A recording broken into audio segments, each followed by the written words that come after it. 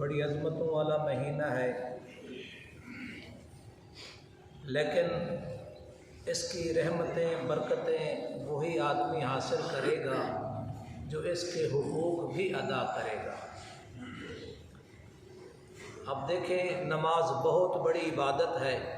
अल्लाह रब्बुल इज़्ज़त ने अपने महबूब को अपने पास बुलाकर अपने हाथ से, अपनी शान शयान, अपने दस्त कुदरत से अपने नबी सल्लल्लाहु अलैहि वसल्लम का नमाज का तोहफ़ा अता किया। सुभान अल्लाह। नमाजें कितने थी? 50। और कम कितनी हो गई? 45। कितनी रह गई?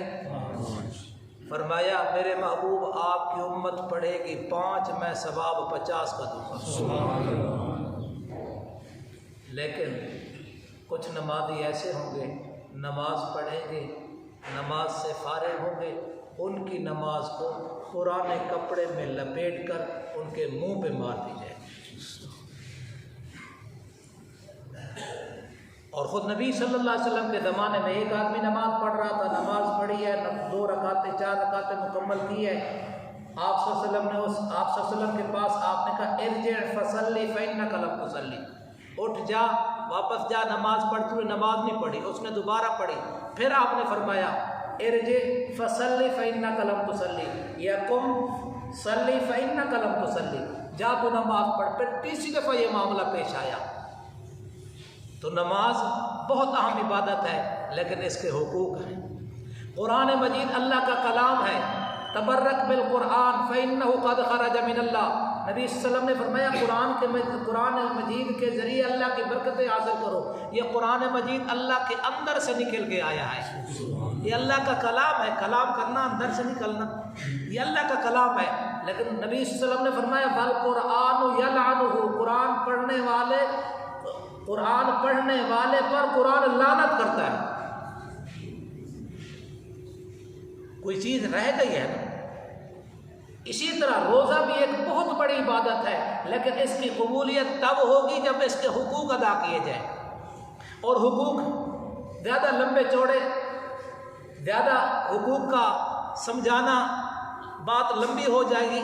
सिर्फ इतना ज़हन में रख लें, सबसे पहले रोज़े का मकसद है रुकना, खाने से रुकना, पीने से रुकना, गलत जगह पे नज़र डालने से रुकना, गलत बातें सुनने से रुकना, गलत बातें कहने से रुकना। सिर्फ रुकना है। लेकिन अब इसको दूसरे लफ्ज़ों में यूँ कह लें, जितनी हो सकती है वो नेकी करें, लेकिन जितने गुनाह और नाफरमानी है उससे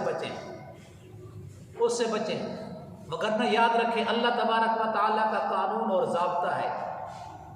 अल्लाह ने जब से कायनात को बनाया उसी वक़्त से ये कानून और ज़ाब्ता चला आ रहा है। क्या कानून और ज़ाब्ता है? ज़ाब्ता ये है कि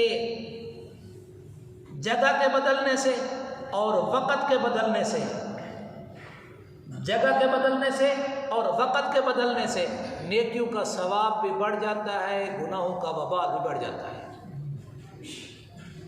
एक आदमी घर में नमाज पढ़ता है, अभी असर की नमाज आएगी ना, इसके बाद जी ज़ोहर की नमाज आएगी। क्या नहीं साहब?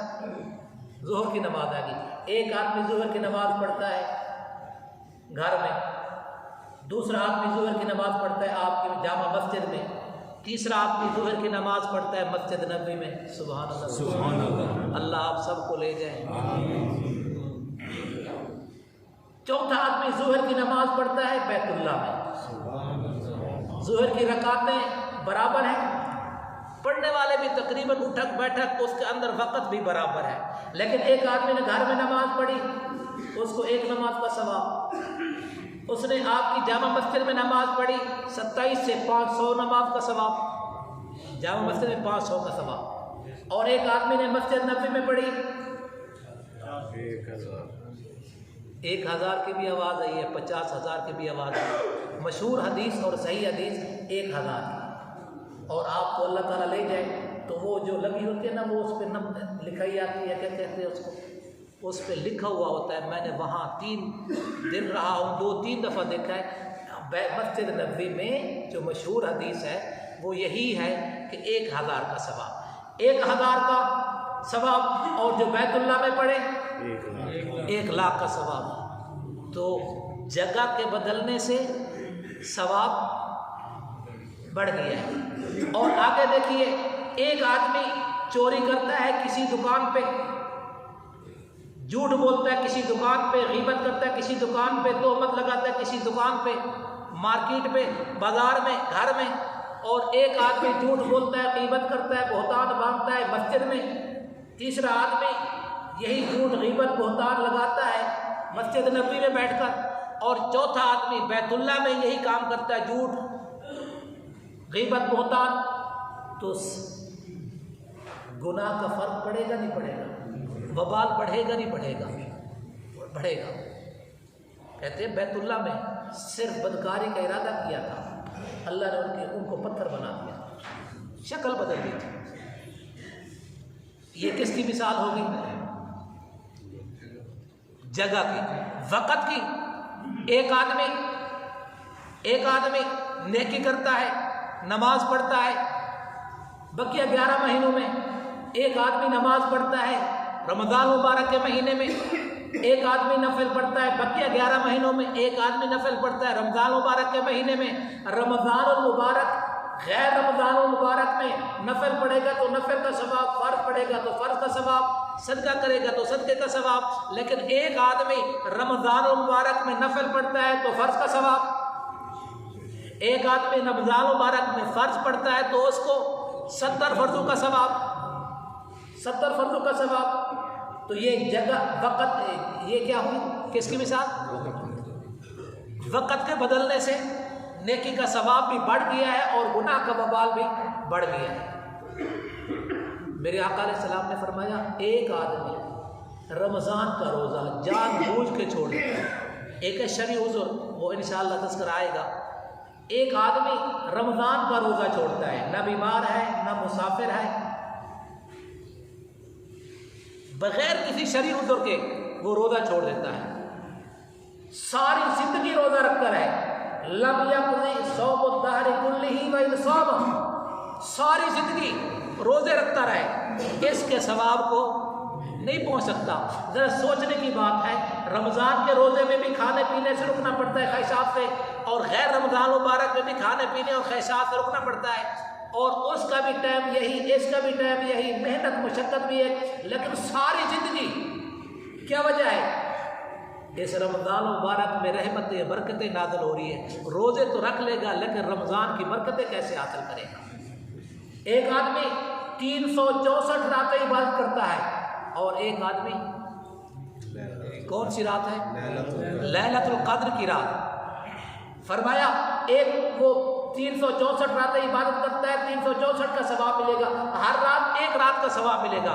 लेकिन इस रात को इबादत करेगा, लैलतुल क़द्र खैरुम मिन अल्फ़ि शहर, 1000 महीने में से भी ज़्यादा अफजल इबादत बन जाएगी, 1000 महीनों की इबादत से भी ज़्यादा सवाब मिलेगा। तो ये क्या है? वक़्त के बदलने से सवाब भी बढ़ जाता है, गुनाह भी बढ़ जाता है। इसलिए कोशिश करें कि नाफरमानी कम से नाफरमानी ना हो, इबादत जितनी हो ज़्यादा होनी चाहिए, लेकिन अपने आप को रमज़ान मुबारक में नाफरमानी से रोकना है। गीबत वैसे हराम है, 12 महीने हराम है, झूठ 12 महीने हराम है। झूठ के बारे में तो फरमाया, अला लानतुल्लाहि अलल काज़िबीन, झूठों पर अल्लाह की लानत। गीबत, झूठ, चुगलखोरी, बहतान, ये सारा साल मना है, लेकिन रमज़ान मुबारक में भी अगर ये चलते रहे तो फिर रोज़े की रूहानियत ख़त्म हो जाएगी। नबी सल्लल्लाहु अलैहि वसल्लम ने फरमाया, अस्सियामु जुन्नतुन, रोज़ा ढाल है। हाँ जी, ये रोज़ा ढाल तब तक रहेगा जब तक हम अपने आप को गुनाहों से बचाएंगे। अल्लाह तबारक व तआला आपको मुबारक महीने के